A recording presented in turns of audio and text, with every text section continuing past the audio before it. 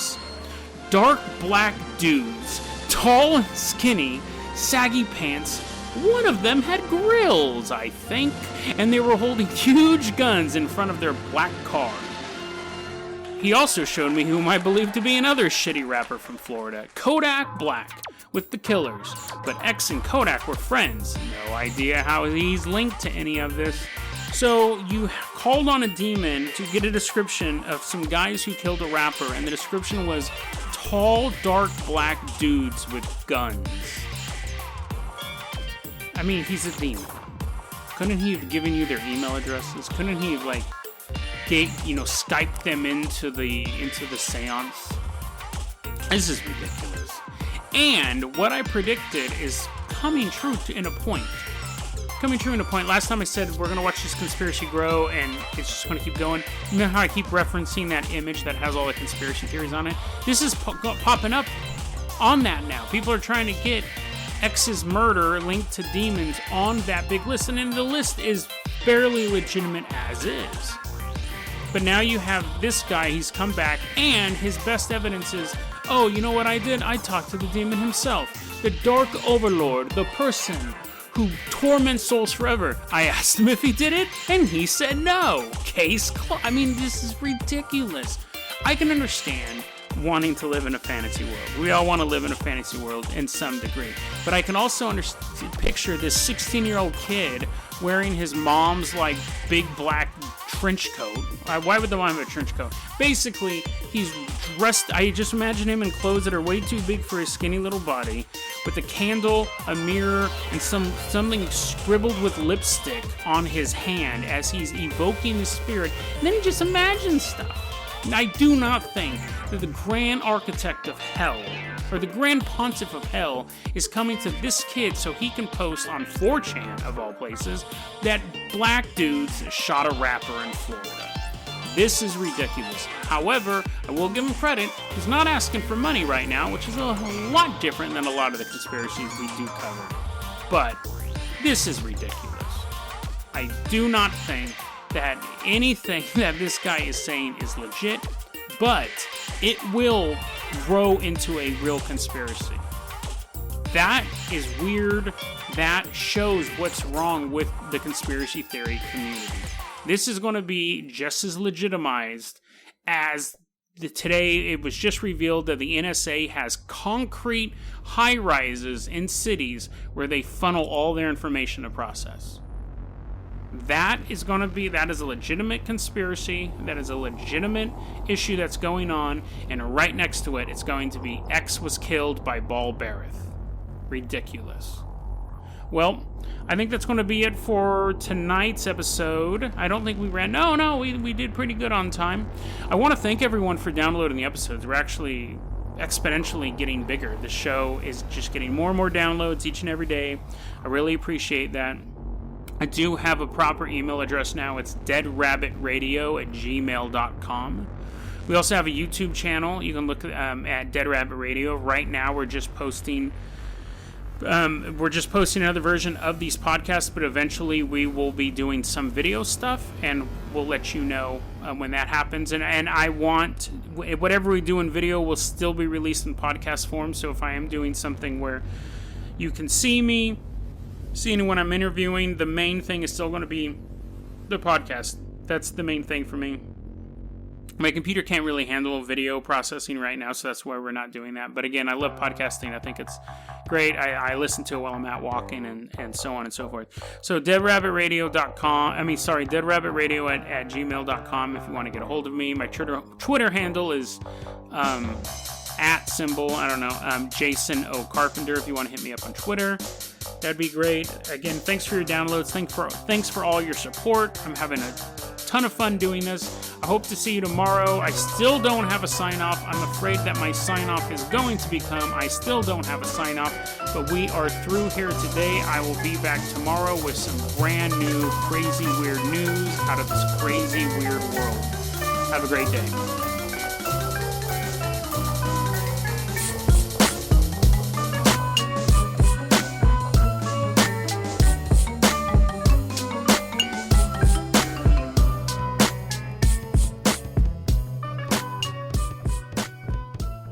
So that was episode 13. The first thing I want to talk about, I kind of want to go in order here.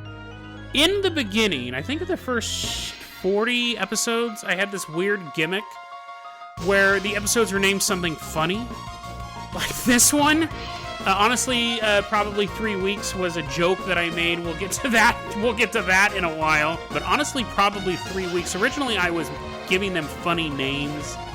Volcanoes and Talking Critters was the first episode. Some of them you could kind of figure out what the episode was about by the name. But like Formerly Chucks, I think was the name of the sentient soy episode. Whatever. Like, how are you ever going to guess that? I ditched that idea really early on, like I said, 40 episodes in. Because I realized that when I'm going through... I don't know why I started doing that in the first place. I thought I was too clever by half. But I thought that when I listen to podcasts that have a ton of episodes... See, I started to see pretty early on that this show was going to keep growing. I'm glad I put a nightmare trying to direct people to certain episodes. But I figured out early on, a couple weeks in... that when I'm listening to a podcast, a lot of times I won't listen to every episode. I'll scroll through and I'll see subjects that I'm interested in, and I'll start to select them that way. So now I will have, and some people have complained about this. If you look at my episodes, I'll have episodes called like The Crimson Dust of Madness. That's still kind of vague, but I think from the name of that episode, or like The Serial Killers Hiding in the Forest was another one I did recently. That gives you an idea of what the episode's about. Honestly, probably 3 weeks, you'd have no idea what the conspiracy theory was, or if I was even going to talk about that. Was I just going to talk about stuff that happens in 3 weeks? You get an idea from The Crimson Dust of Madness. You go, oh, it probably has something to do with, probably like, oh, it's a horror-based episode. That sounds spooky. The Thing at the End of Your Bed. A lot of times the names are pretty evocative. And then sometimes I'll put keywords in, like The Bigfoot Who Loved His Mother. That's not an episode. Jamie, find a story about Bigfoots who love their mothers so I can use that title. Sometimes they're a little more explanatory. I'll use the word alien or Bigfoot or ghost in the title to signify what that is. But you know when you listen to The Serial Killers Who Hide Within the Forest, you know that's probably a true crime story and it's probably spooky. Has something to do with forests.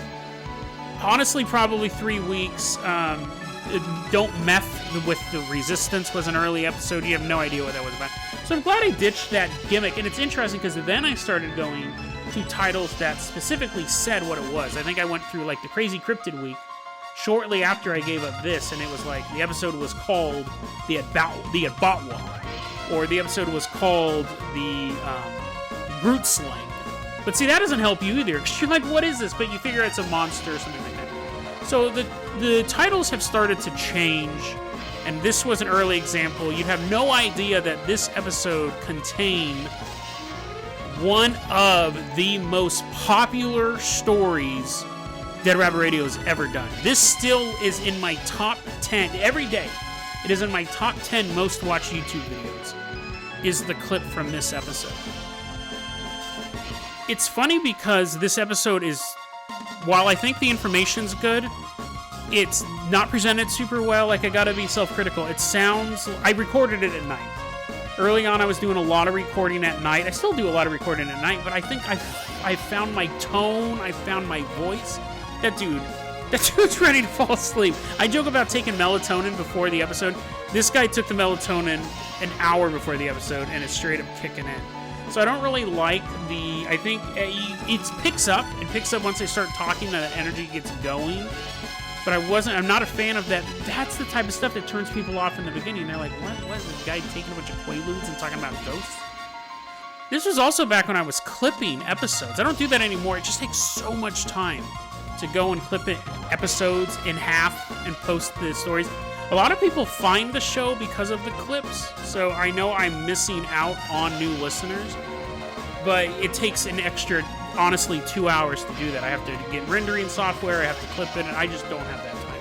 Maybe at some point I'll hire somebody to do that, but I don't have the budget for it right now. I clipped this episode. The only part of this episode that's available on YouTube, as far as I know, is the Michigan Blue Hell segment. I think the XXXTentacion part is on there, actually, as well. I did a couple episodes on XXXTentacion, but the Michigan Blue Hell segment is my most viewed episode on YouTube. Every so often, like when I do an episode about Ellen DeGeneres or Adrenochrome, that spikes, but then it completely disappears. Because it's not clipped out, it's a half-hour-long segment, people listen to 30 seconds, they leave. This episode gets listened to all the time. A lot of people say, hey, I found your show because of Michigan Blue Hell. It hits those keywords, people are looking for stuff on the conspiracy theory iceberg. So when Godrilla recommended this episode, I go, yeah, it's a no-brainer, we'll do Michigan Blue Hell. I'm shocked how little I talk about Michigan Blue Hell in this episode. It's absolutely bizarre. It is a conspiracy theory that got so many people involved. To be fair, there's not much to the conspiracy theory. I think I kind of covered it, that it could be a glitch in reality, it could be an ancient Native American deity, which I'd actually even forgotten that part of the conspiracy theory. So that was kind of cool to kind of re-listen to that.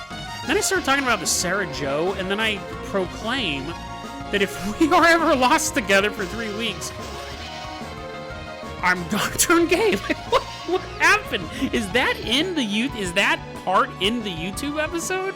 And I think it works, obviously, because I think Dead Rabbit Radio, it's not just about, here's a dry presentation of the facts. Some stories are like that, but it's here's facts and here's jokes.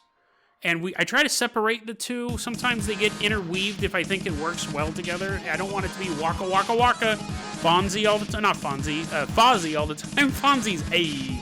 So I think it works. I don't know if that's in the YouTube segment, honestly. This might be the first time a lot of you guys are hearing the full Michigan Blue Hell episode. But it's such a pivotal episode. The XXXTentacion segment, I love. I just love, and as I predicted it is on the conspiracy theory iceberg now. I just love the fact that this guy was saying all of this stuff, and I was just making fun of it. Like, to me, that's one of the things I love about Dead Rabbit Radio. I love the deep investigative stuff where I'm going through internet archives and looking for stuff on Michigan Blue Hell, a very famous iceberg conspiracy theory. And then I love just talking about a guy who met a demon named Balbareth, who showed him a photo of 2 black dudes with guns who killed a rapper. I think, and that's what I think is interesting about this episode. You have don't mean to pat myself on the back, but the story, you have like the investigative story, and then you have the funny story. And I'm not saying that X getting killed was funny, but that guy's reaction to it. But I called it. It is on the conspiracy theory iceberg, on the new icebergs that are on there. This is also a very pivotal episode when we look at the overall story of Dead Rabbit Radio. It's the birth of the email. I think it's the first episode where we have, this is where I go, I gotta get my own email for this show. We're 13 episodes in, it's only like week 2. But at first I was kind of like, oh, I don't know how this is gonna turn out. And I was having fun doing it. So this is the first time we had the email, and I mentioned, hey, I'm gonna start, I think I mentioned, I set up a YouTube channel, or I'm going to set up a YouTube channel. This is one of the first videos, and when I say it's the most viewed, it's not, again, because it was one of the first.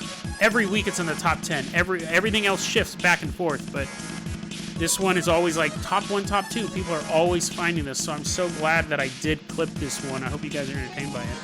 It's actually, again, before the sign-off. I don't know what my sign-off is going to be, and now I created my sign-off because people were saying, hey, man, I can't listen to your show all the time. And I remember I turned to my buddy Kyle and I go, you don't have to listen every day. And I was like, that's it. That's the sign off. Because that's true. I don't want people to feel obligated to listen to the show. I listen to it every day. Because I work on it. And then I don't listen to it for months, or in this case, almost 2 years since I've listened to this episode. So Godrilla, really good choice. I really enjoyed listening to this episode. It's a pivotal episode. It's the king of the YouTube episodes. I do have to say, when I was re-listening to it, I go, I think it would be longer than 3 weeks. That was my takeaway from the whole thing. I go, 3 weeks is actually quite short. A year, maybe. Okay, maybe not a year. Maybe in between 3 weeks and a year. But again, that does not mean don't go on a road trip with me. We would have a lot of fun, and I would not become gay at any point. But again, that does not mean don't not go on a road trip with me, because that'd probably be a lot of fun. DeadRabbitRadio@gmail.com is going to be your email address. You know the rigmarole. Hey, we're going to do this again with tomorrow's bonus episode. I hope you guys join me then. Have a great one, guys. I'll see you soon. Hey, everyone. Welcome back to another episode of Dead Rabbit Radio Classics, where we take a look at a classic episode with some new information. This episode was recommended to me by 3 people. Cole and Danielle, they're co-Patreon users, a cute little couple. And then Tommy Davidson.